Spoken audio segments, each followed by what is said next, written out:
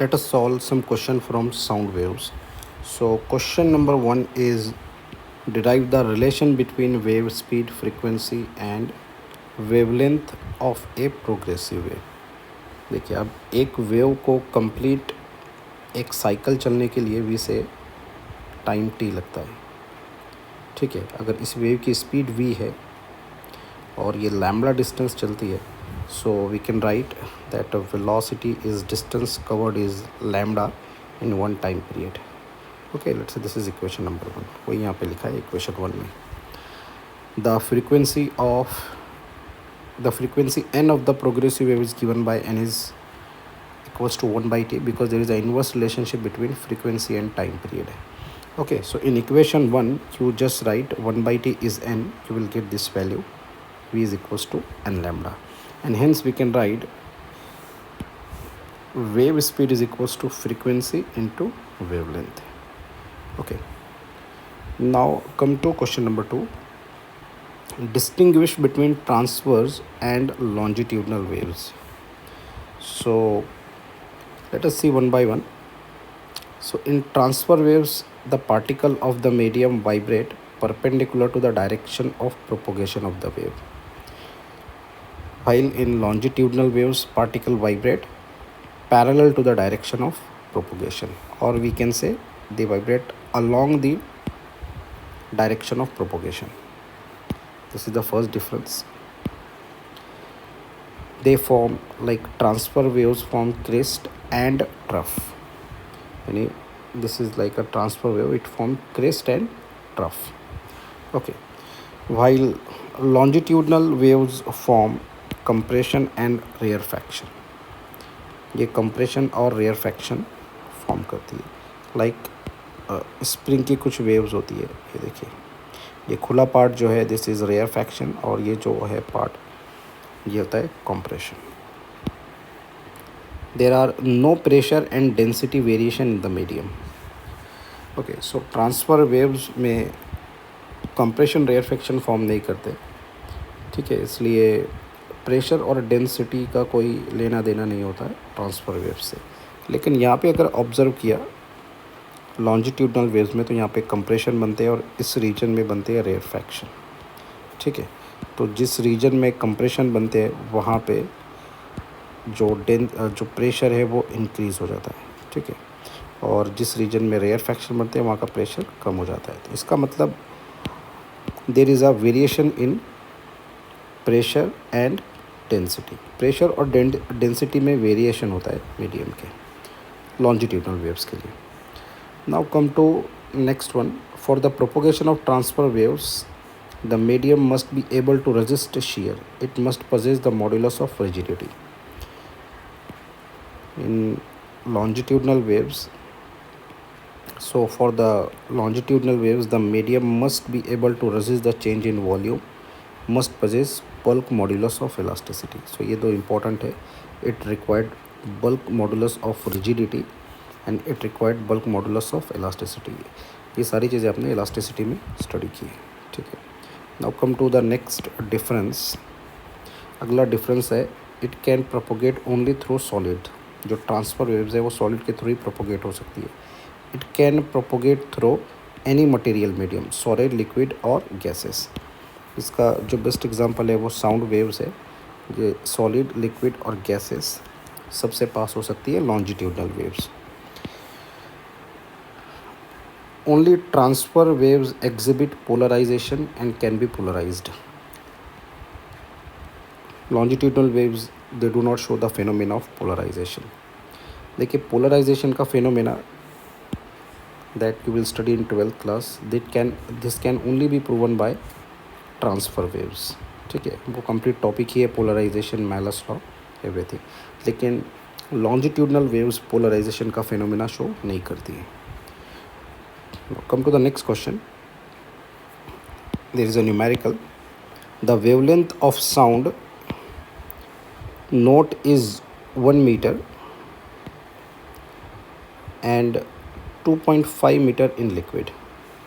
So wavelength हमको दिया है. देखिए यहाँ पे wavelength in air and wavelength in medium, जिसको मैंने lambda 1 ले लिया है. मीडियम को λ1 और ये है एयर, ठीक है, एयर में एरिया है।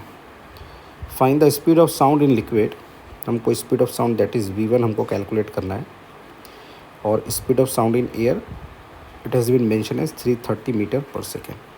तो सिंपल सा फॉर्मूला यूज़ करना है, v is equals to n times lambda A and v1 is n1 λ1। अब देखिए फ्रीक्वेंसी कभी चेंज नहीं होगी, फ्रीक्वेंसी प्रॉपर्टी ऑफ सोर्स होती है। When waves travel from one medium to another medium, frequency always remains constant. ये जो frequency है ये हमेशा कांस्टेंट होती है, ठीक है। So that's it. ये दोनों इक्वेशन को, this is equation 2 and this is equation number 1, इन दोनों का रेशो लेते हैं और यहाँ से v1 कैलकुलेट कर लेंगे। बाकी सारी चीज़ें गिवन है, va गिवन है, v1 sorry λ1 and λa all are given. Just substitute the values here in this equation and you will get as 825 meter per second. Now come to the next question. Explain Laplace correction to Newton's formula for the speed of sound. अब सबसे पहले Newton ने क्या assume किया था, पहले इसको समझ लेते हैं। So for theoretical estimation of speed of sound in air, Newton assumed that the pressure variation caused by passage of waves took place isothermally। यानी आइसोथर्मल प्रोसेस होता है वेव्स का किसी मीडियम से पास होना, साउंड वेव्स का किसी मीडियम से पास होना, ये एक आइसोथर्मल प्रोसेस होता है। And therefore he use isothermal bulk modulus. हाँ, ये देखो ये प्रॉब्लम था कि उसने आइसोथर्मल बल्क मॉड्यूलस को यूज़ किया था। But this estimate about 280 metre पर सेकंड एट NTP, यानी वेलोसिटी ऑफ साउंड अगर हम बल्क मॉडुलस ऑफ इलास्टिसिटी ले तो कितनी आती है, 280 मीटर पर सेकंड। लेकिन हमको पता है कि एक्चुअल में ये अराउंड 331 मीटर पर सेकंड होती है। ये था न्यूटन्स फार्मूला। लेकिन हमको यहाँ पे पूछा है कि लैप्लास ने क्या करेक्शन किया, तो देखते हैं लैप्लास ने क्या करेक्शन किया। सो according to Laplace, when sound waves passes through a gas, that is through atmosphere, change in pressure and volume are not isothermal but they are adiabatic। तो हमको लैप्लास ने बताया कि जो चेंज इन प्रेशर और volume है ये isothermal नहीं एडियाबेटिक होते हैं। अब एडियाबेटिक का मतलब है delta Q zero, that is exchange of heat with the surrounding zero. अब ऐसा क्यों बोला, उसका एक्सप्लेनेशन यहाँ पे हमको दिया है। दीज आर एडियाबेटिक बिकॉज, देखिए सबसे पहला तो रीज़न ये है कि velocity of sound in gas is very large, the compression and rarefaction occurs rapidly, there is no time left for exchange of heat। यानी जो कंप्रेशन और रेयरफेक्शन बनते हैं जब साउंड वेव्स किसी एटमॉस्फेयर से पास होती है तो सफिशिएंट टाइम ही नहीं होता हीट एक्सचेंज के लिए। सेकंड रीज़न है a gas is bad conductor of heat, it does not allow the exchange of heat between the compress layer and rarefied layer with the surrounding.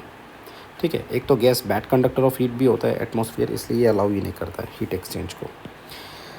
So this neither heat leave nor absorb, hence elasticity of gas is not isothermals and he said it is a adiabatic process.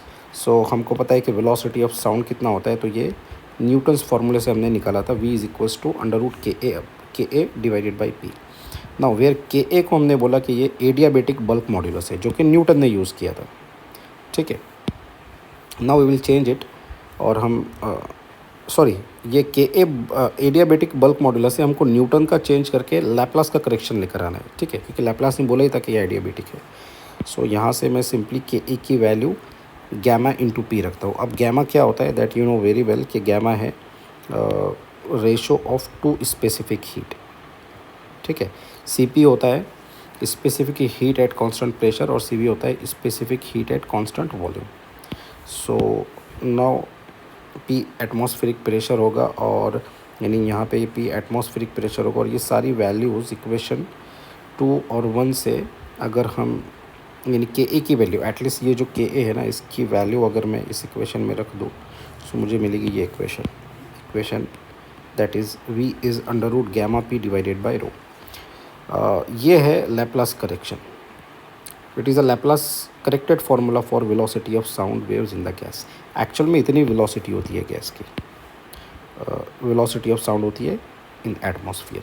अब चाहो तो यहाँ पे सारी values अगर मैं रख दूँ, यानी यहाँ पे मैं वैल्यूज़ रख के बता देता हूँ कि वैल्यूज़ क्या होती है। देखिए 1.4 ये तो गैमा की वैल्यू है for air, which is ratio of two specific heat multiplied by P. अब पी क्या होता है, एच रो जी होता है, ठीक है, divided by density of gas molecule that is air. So 1.4 और हाइट अब मैं यहाँ पे रख देता हूँ 0.76. अब ये 0.76 क्या होती है, तो height of mercury column in barometer होती है at NTP, normal temperature and pressure पे. और रो की वैल्यू भी मैं रख देता हूँ यहाँ पे 13600, ठीक है. अब ये क्या चीज़ है, तो डेंसिटी ऑफ मर्क्यूरी है एट एनटीपी. अब बैरोमीटर के कंसेप्ट से मैं ये सारी चीज़ें रख रहा हूँ. जी 9.8, इतना सोचने की ज़रूरत नहीं है, जस्ट आप ये वैल्यूज़ को रखिए. ये है डेंसिटी ऑफ गैस मॉलिक्यूल्स, ठीक है. सो ये होता है 1.293 ये होता है. ये सब कुछ सॉल्व करने के बाद जो आंसर मिलेगा वो मिलेगा 331 मीटर पर सेकेंड. और ये है very close to experimental values. इसका मतलब ये हमारा फार्मूला जो है ये बिल्कुल करेक्ट है. Okay, now come to the last question of this chapter. Effect of humidity on the speed of sound in air. अब देखिए, ह्यूमिडिटी और moistness of air is the presence of water vapour in the air. ये होता है humidity. क्या होता है, water vapour का प्रेजेंट होना एयर में. The presence of water vapour in air changes the density of air. So मान लेते हैं जो रो डी है डेंसिटी ऑफ ड्राई एयर है और वी डी जो है वेलोसिटी ऑफ ड्राई एयर है. Now look at this formula. तो वेलोसिटी जो वेलोसिटी है फॉर ड्राई एयर, उसका फार्मूला ये है. This is how we calculated. Let's, this is equation number 1. और जो मॉइस्ट एयर है, अगर मैं मान लूँ कि जो डेंसिटी है मॉइस्ट एयर की वो रो एम है और वेलोसिटी रो एम है, so this is how I can write the formula for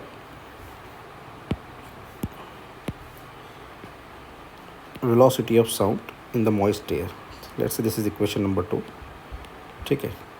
So we know very well that जो डेंसिटी ऑफ मॉइस्ट एयर है it is always less than dry air. To get this value, अगर ऐसा है तो equation 1 और 2 से हम लिख सकते हैं, यहाँ पे लिखा भी है कि जो वेलोसिटी ऑफ मॉइस्ट एयर है, यानी वेलोसिटी ऑफ साउंड है in moist air, it is greater than velocity of sound in dry air. इसका मतलब मॉइस्ट एयर अगर ह्यूमिडिटी ज़्यादा है तो वेलोसिटी ऑफ साउंड इंक्रीज़ हो जाती है, ठीक है. इसलिए हम बोल सकते हैं कि sound travel faster in rainy days than in summer days. Thank you so much for watching. Next chapter I will update very soon.